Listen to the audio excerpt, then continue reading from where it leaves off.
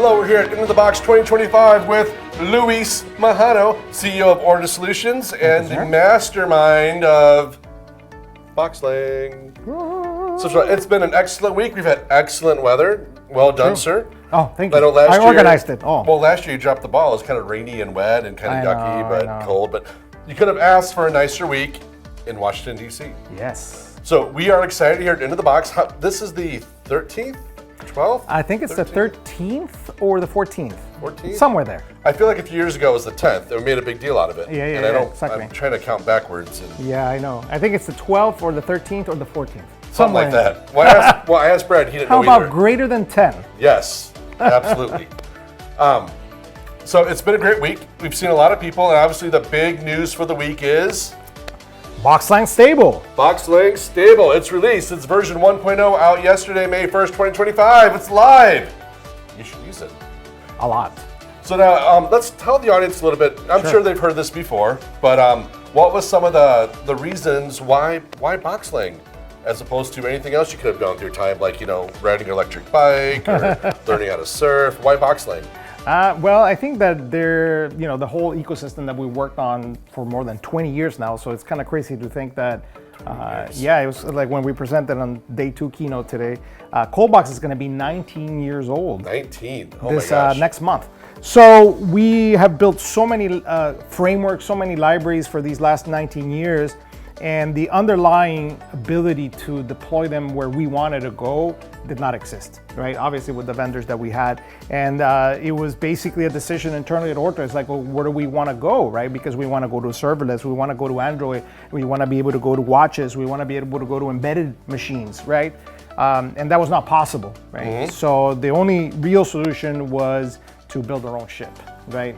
As we saw it, and that's where we had so many ideas from over 20 years of building all of these tools. Is like we really knew what we wanted, and we had all the frameworks and capabilities. So, but we didn't know we could do it. Right? And also, more importantly, we knew what we didn't want. True. Putting some of that. Very important. We've suffered some of the slings and arrows of the technology over the years, and not just Code Fusion, all of them. All of them. Because we're very polyglot. We use lots of things and learn from everybody. Both the good and the bad. Could be better. See, I say could be better. You're like, and the bad. The bad. Could be better. Are you a half glass empty or a half glass full or half glass empty? I kind of both. I kind of switch.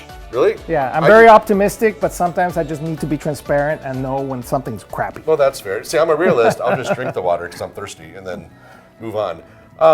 So anyway, so we've got this great idea. It took about 2 years. Now, they said 2 years from start to release. About that. Yeah, about that. In reality, to be exact, 20 months. So 20 months. We started this project in July of 2023. Okay. That's when we started. We did not fork anything. We didn't start with something. We started from ground zero. We basically knew that if we wanted to do this, we understood that we needed to do it the right way. Yep. And so we actually hired even some language engineers to basically help us with the idea of multi-parsing that we had when we were discussing this internally at Ortas, help us build the transpilers that we needed to do as well. So we kind of started that in July of 2023. Some of these folks came to Spain to work with me, and that's kind of how the ball kind of got started. Also imagine there's probably a little bit of we don't even know what we don't know yet. Correct. Let's start somewhere, get it. What was the first line of code you wrote? Do you remember? I go to Git history, commit number 1? I think commit number 1 was a git ignore. Perfect. That just sets the ground for everything to follow. Yes. So that's great. And to be fair, though, BoxLang wasn't just 2 years ago. I saw a slide from a keynote from years ago. Yes. It was a tiny little BoxLang reference in it. So you've been thinking about this for more than 2 years. Yeah, I think that we've had this idea of what it would look like for us to take over a language for more than 7 years. So that slide was 7 years ago. Really? Okay. And we even had the name. So right. Well, it was if I remember, it was a computer microchip with BoxLang on it. Etched on it. Yeah, we had a computer chip, and we etched the name into the computer chip called BoxLang because we were even thinking about embedded chips at that point. So, okay. So this is something that we've been noodling on for many years. And it's not easy. So it's not just part of it. It's not a whim. Luis didn't wake No. up one morning, had his Cheerios, and be like, "I'm making a new language." No, this is something you put a lot of thought Correct. and effort and time and money. I mean, it takes a lot to start from scratch and do things. I only wake up in Cheerios and I say, I want to build a new module. That's right. That happens. That's right. So actually, we'll go there. What's the crazy? Because you have an idea, you go from idea to code like that. What's the kind of weirdest, craziest? I was walking down the street and I saw a squirrel, and now there's a new module born. What was your kind of craziest inspiration for a module? I think the craziest module that was just like, I really need this is emojis. Really? Yes. The it's emoji like, module. I'm getting emojis now on my phone. There was quite a few years ago when emojis started, and I was like, oh my gosh, I need emojis on my CodeBox. So was it you took the kids to see the Emoji Movie, and you're like, hey, I need that module. I need emojis. So I look for emojis, Is build there gonna emojis. be a BoxLang emoji module at some point? Actually, yes. There is.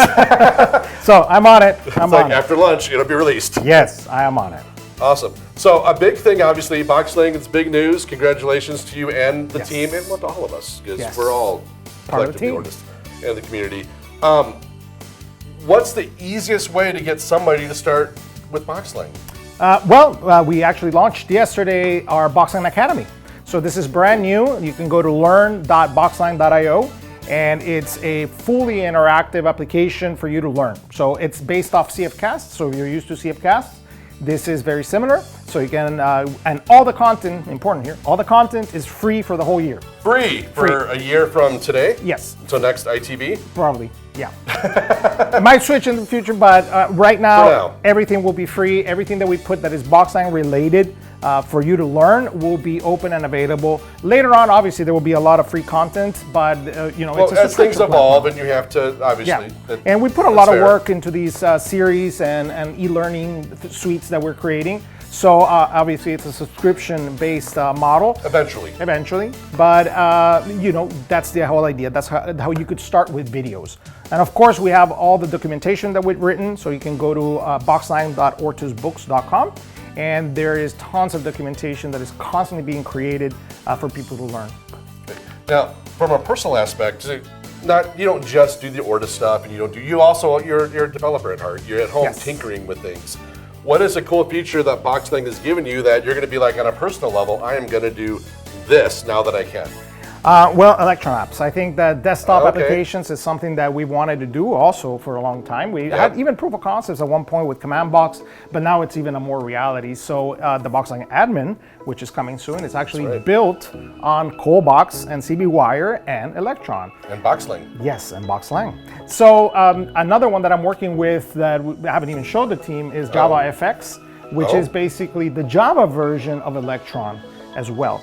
So that is something that I'm working on, that I'm tinkering around in order to provide native desktop support with pure BoxLang. Interesting. So no JavaScript. I like that even better. Yes.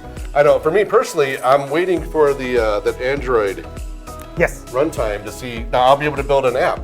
Is that the idea? Correct. The idea is that actually right now you can use it in Android. So if you're using the Android Studio and you're developing applications for Android, and let's say you need to create password encryptions or whatever in Android, or you want some SAPI encoding or something like that, you can basically just install the BoxLang jar into your Java project and you can use BoxLang.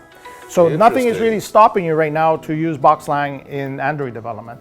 What we want to do is create an SDK, for example, that can make things a lot easier. Maybe look at our templating language to build the UI portion. That's what I'm looking forward to. Yeah, so that's something that will require more investigation and more time. But we'll get there. But we'll get there. Can't do everything. Rome wasn't built in a day. Correct. But all the different framework capabilities that you have in BoxLang right now, you can use in Android right now.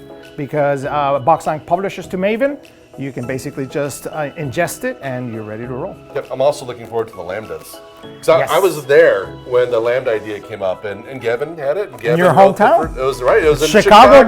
Born, man. Chicago. We did the Lambdas, and I was there watching. That's all I did, and I got people coffee. But hey, whatever I can do to contribute to the effort, I'm happy to do. It worked. But so Coming back to ITB, what is your favorite part of ITB every year? Well, I think everything. I think we really started, we're talking about this with Kurt Gratz from Computer Know-How, that when we started the first ITB. Back in Minneapolis. Back in Minneapolis. I was there. We were only like 15 people or so.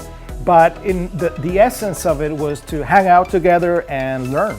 And that was our intent, is teach each other and learn. And that essence is always here. Absolutely. Is that we're here to learn.